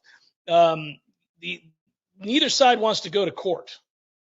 Obviously, and if you listen to Peter's discussion with Ira, and I don't want to give it away, you talk about if there's discovery, say something does go to court and there's discovery, well, then you could subpoena, and the NCAA doesn't have power to subpoena unless there is discovery and there's a court case pending, then they can subpoena texts and phone calls and everything under the sun, and that might reveal some things that coaches, players, administrators don't want. So it's important to understand that the angle that it looks like the Battle's End took and Florida State has taken so far, which is to suggest they put a major emphasis on roster retention, is the first thing that stands out. You really can't get in trouble under the current laws. And again, I'm sure there are loopholes here in which an attorney would inform me immediately that is an erroneous statement. But for the most part, generally speaking, you really cannot get in trouble with roster retention, because you're talking about players that are already enrolled in the school, that are playing on the field. And so it's not an inducement for them to come. They're already here. They're already here. And so you can tie their monies to activities and endorsements and things that they're being paid for based on having already been here, played the game, accomplished something. This is how the NIL money comes about, is that you are endorsing this car company, you are endorsing this, you have to make these certain amount of appearances, whatever it might be, right? Again, roster retention seems to be the easiest way to avoid future problems from the NCAA or anybody else. The other part that he brings up, that Peter brings up, that I want to talk about, that I've brought up a lot on this show, because I think having some firsthand knowledge on this, one of the great things that Florida State has done, and that, the Battle's End has done, and to some degree Rising Spear, there's a transparency there. And I think if you want to succeed in this space, there's going to have to be a meritocracy, meaning that it can't be about the inducements of high school players. So the 5-star player you want to bring in, and I'm not naive, there are kids that will fit this bill that will end up perhaps being rewarded before they play it down, before they ever step on campus. But for the most part, if you can set up a situation where it's understood within the locker room by the players that, hey, there's money to be made if I go to Florida State. It's just not going to be necessarily money up front. before I've played it down. It's going to be based on merit. So if I go and perform and do the things that I've been asked to do or that is expected of me and I succeed, Florida State's got money. They're not going to withhold. They'll put together a good and fair deal, and I can be the beneficiary of said monies. And who knows, if I'm really, really good, I might get a high-end deal of close to $1 million or more. It can happen. We know that for the elite players in college football that have done something on the field, it's already happened. And I think fans are okay with that. I think fans, for the most part, would tell you this is the way that you solve for the future. That's right. See what I did there? We solve for the future with ISF. Your vision, collaborative. Let's get together. How do we, moving forward, solve for the future? It's what ISF does. They understand the overall goals for the future and how hard you're working to achieve them. Florida State's doing the same in this realm, and navigating that space can be difficult. If you don't know, ISF is an IT and strategy firm. They've been doing it for 40 years, 1,500 plus projects. They do it all around the country. They're located right here in Tallahassee. They're experts in the government processing. Now, having said all of that, we're solving for the future right now with Florida State, and their emphasis on roster retention probably will save them from being an example of the NCAA, which, according to this interview, and I think is fascinating, again, with Peter Schoenthal, he believes that down the line the NCAA will take action against some of the more egregious efforts from schools and collectives who acted as renegade GMs or agents for players before they've ever stepped foot here. That's good to hear. I think that is something that makes you feel better, because I think as a Florida State fan, you want to know that there's not going to be a retroactive problem because of the way you've handled this situation. It's been the wild, wild west out there to some degree. Rules are coming. Changes are coming. The NCAA has a 7-year window, so they could always circle back around and say, we know you did this wrong 2 years ago, 3 years ago, 5 years, 7 years ago. So you have to protect yourself in that realm, but you also have to be aggressive. You also have to be you have to be capable. You have to be able to go out and get these players, because at the end of the day, good players are what are going to win football games. And so you can't be naive in that way either. You just want to be able to save roster culture. Okay. Your culture is, I think, most notably saved when it is a meritocracy and it is clearly spelled out. To me, it makes total sense that if I'm a freshman at FSU or a sophomore at FSU, and I'm a good player, I'm a hardworking player, but I'm not a starter, I'm working hard to become one, I'm not upset. In fact, I'm buoyed and encouraged. I'm not upset if I see a player who's better than me, who's earned it, who's put it out there on the field and succeeded, getting paid through NIL. I'm not upset when I watch the efforts of a Battles In through roster retention, making sure Jordan Travis gets taken care of, making sure to come back, or that Jared Vert. No, if anything, that tells me I will be rewarded, not just with playing time, but the monies I'm helping make the university through the successes on the field come back to me in the form of cash payments. I can earn those things, just like I can earn playing time. Roster retention, meritocracy, transparency. Here's how we do this. All aligned. Now, it's been hard to get to that place, and a lot of places have failed. Some of them most notably here in the state. But I think Florida State looks like they're in a pretty good place, because I think you have to have, hopefully, you have to have a situation where the collective's role, while separate from the university and separate from, say, the coaches, are aligned morally, ethically, however it is, whatever that alignment is. This is how we want to do business. This is how we want to present ourselves. This is what we value. That has to be aligned from top to bottom. Peter talks about this at length and more insightfully than I am referencing those comments now in the interview with Ira Schafel on Warchant.com. I'd invite you to go read it. It's great. But I think it's fascinating because, again, we watched how quickly locker rooms were disrupted and that there was upheaval in a locker room like Texas A&M. I think you're going to see it at a place like Miami. What is the priority of the collective, and is it aligned with the university to a place where the university or the athletic department might say, hey, listen, we're really encouraged by the way that this collective has handled themselves. This collective is aligned with our values and beliefs and the way that NIL should be handled. And feel free to give your money to this collective because they're doing a very good job. Because we now know universities are allowed to suggest publicly that there are collectives they don't want you to associate with, which would be the death knell for any collective. If there's a collective out there and the university comes out and a university official comes out and says, listen, if you are a Nole, don't give to this. If you are a Gator, and that's going on right now with them, don't give to this group. Well, that's the end of that. Because what fans and alumni care about is that the money goes to the right place to help their program succeed. They also want to feel pretty good about the group doing that succeeding, right? And so if you're aligned and you have your ducks in a row and there's an order of operation and it's understood from top to bottom, however you have to manipulate those things or align those things to be legal, then good. I don't feel bad about this. Let's make it happen. Because very few people have a problem with the players being paid. What they have a problem with is the lack of a rule or a law, a unilateral set of rules that everybody follows. We're all on the same page. This is how it gets done.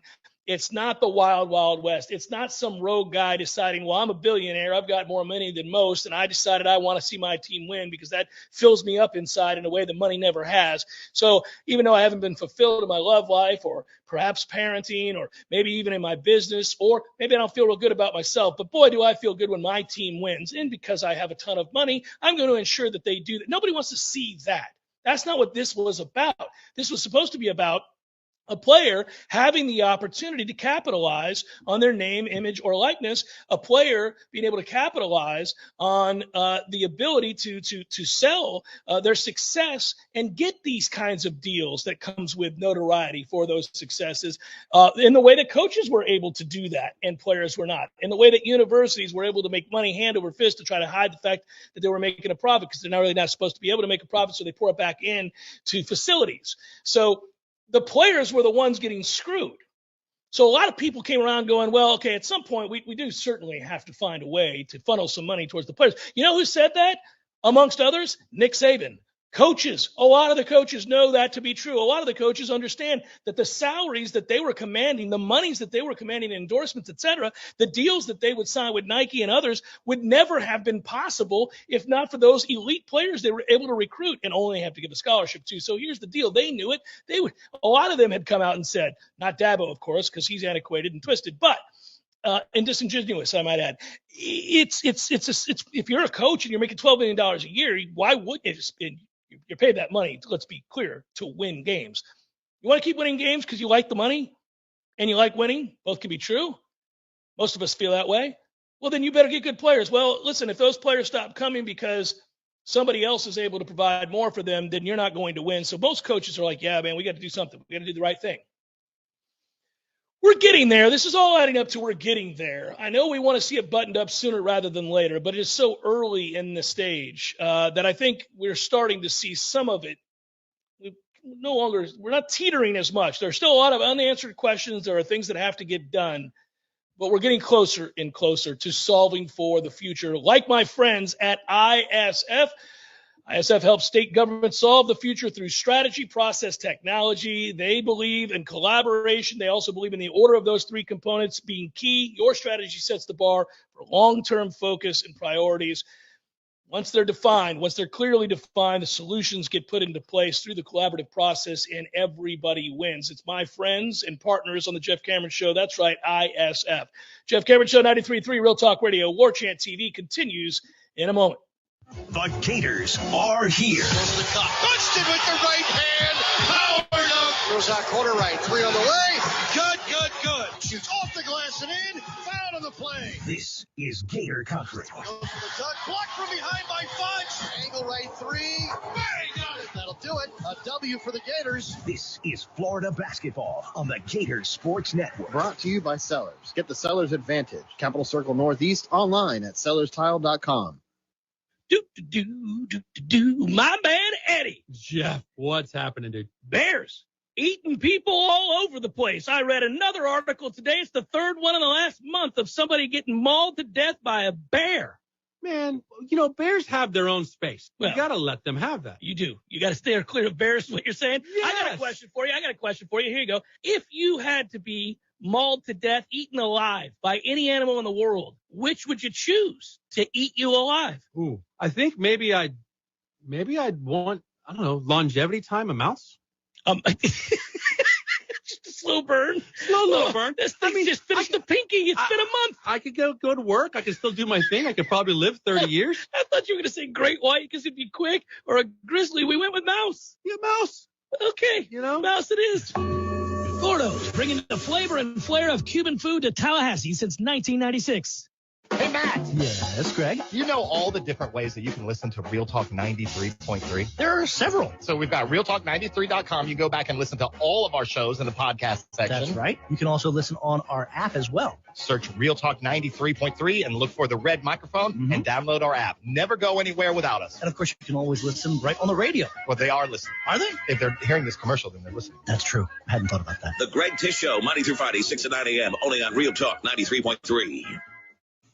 Welcome back to the Jeff Cameron Show, sponsored by Legendary Home Loans, a mortgage experience designed around speed, simplicity, and customer service. Before you buy your next home, contact our friend Shannon Young with Legendary Home Loans. Visit FSUHomeLoans.com. FSUHomeLoans.com. Wrapping it up, Jeff Cameron Show, 93.3, Real Talk Radio, Warchant TV. Thanks for tuning to it and staying with us. By the way, Libations Friday tomorrow. We'll be live in studio. Should mention that this is the segment by which we celebrate Tub Talk from our friends at Pinch a Penny. Go get you a tub. Big ass hot tub sounds nice, doesn't it? Just chilling in the backyard. Perhaps you're sipping on a kava drink from Tallulah. Maybe you're just relaxing. Perhaps down with the CBD or the THC. That's all on you. You guys decide. I'm not here to judge, guys. But it's all made better in a hot tub, right? Pinch a Penny has the hot tubs. Tons of them. I'm led to believe there are over 50 hot tubs hanging out for you to buy. Go check them out. Pinch a Penny, Tub Talk time. All right, I'm pumped for these games. I'm pumped for today. Player interviews today with the newcomers. You can find it on warchant.com. Pumped about the week almost being over, and we're almost to these game times, which I'm excited about. Pumped about the fact that we're another day closer, as I spoke about earlier, to FSU baseball starting. And pumped that Buster Posey got into, or I shouldn't say got into, maybe someday he'll be in the Baseball Hall of Fame, which is certainly debated every time, as it was this week with Scott Rowland getting in. And might roll your eyes at Scott Rowland getting in, or maybe you have the mindset more guys should be in, not fewer guys should be in, based on the stringent standards which now struggle to be upheld, and also the inconsistencies within the Baseball Hall of Fame that see one player of a certain era in over another whose statistics are better. Yeah, I got it. What to do with the steroid guys, all that good stuff. But Buster Posey's jersey is most assuredly going to be retired here at Florida State. And I have a passion for Florida State baseball, and a passion for certain players that have come through this program that make this program great. Fortunate enough to have been pretty locked in with Florida State baseball going back to the early 90s, 91 onward, even really before that, but 91 on once I got to Tallahassee. And then, of course, I've had the good fortune over the years to cover the program and have those days where I was able to sit down with Mike Barton, able to sit down with Chip Baker, back in the day, able to sit down with Jamie Shoup and so many assistant coaches that have come through here. Of course, I was hired by the late, great Lee Bowen, who was the play-by-play announcer for Florida State baseball. The box is named after him now, who passed away untimely, unfortunately, way too soon. But those are all my tie-ins with Florida State baseball, and those opportunities when I first got into this industry, really to talk to those coaches and those players and to get a sense of what this program was and is and can be again. It means something to me. And so when the great ones get recognized and the great ones get the cap doffed, I get excited. That'll be a cool day when Buster Posey walks out there. I think Florida State should laud their accomplishments more. They're moving in that direction. They did a really good job in the stadium of finally putting some things around the ring of the stadium, if you will, showcasing their expertise. But, most schools do this. I'm not saying be gaudy. I'm not saying be over the top and ugly. I am saying pay tribute and acknowledge those players and those seasons, those teams, those coaches that have succeeded at such a high level. That's why I always agree with Corey Clark when he's like, why don't we have a Mickey Andrews way? Why don't we? You could name a lot of things around the campus and the areas there, especially as it pertains to athletics and athletic facilities after these coaches, these players.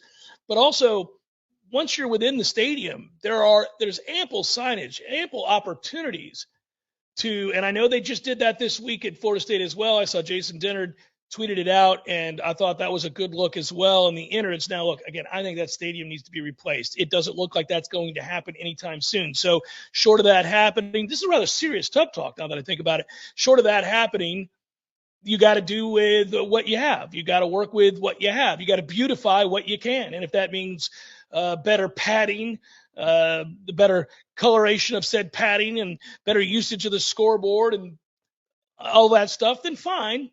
But it also has to be, hey, let's showcase that this guy was a two-time All-American, that this guy was a Golden Spikes Award winner. And, oh, by the way, this is how many Golden Spikes Award winners we've had. This is how many appearances we've had, how many super regionals we've had, how many times we've been to Omaha, whatever it might be, right? All of these things ought to be easily findable, for lack of a better term, once you sit into the stands. Identifiable, recognized. You got to sit back with your ice cold beverage and your overpriced hot dog and say, hey, they've done some things around here. I always try to picture it as somebody who's visiting a stadium for the first time. I brought this up before. I went and visited Michigan State, East Lansing, walked down onto that field. And I was pretty impressed for Michigan State in terms of what they had on their wall with all the great players that had ever played football there. It was a reminder in some ways of some guys that you'd maybe overlooked or forgot about. And then I thought the same thing when I was looking at, I've had a chance to go to, as we all have in this industry, to a lot of stadiums. And frequently I'm struck by the way that they highlight and illustrate their successes, because I think they've done it better over the years than Florida State. And Florida State's a program, certainly within football and baseball, that have done so much. I know the elusive national title. It awaits us. At some point it'll happen in baseball. But, man, in the interim, showcase the greatness of this program. Showcase the greatness of the players and the coaches. Showcase all that came before, and we'll hold out hope for what comes in the future, which is that national title. And, man, I hope to see that one in my lifetime. That's high on the list. I thought we were going to get the Final Four with basketball. I know we've been to one, but I don't remember it. I was barely alive. I was alive. I am that old. But it was a long, long, long time ago, and I wasn't even walking, I don't believe. All right. Good work out of you, Tom. Good work out of you, Director Matthew. Good work out of all of you. Thanks for watching, everybody. Thanks for listening, everybody. I'll talk to you tomorrow on Libations Friday. Be well. Peace.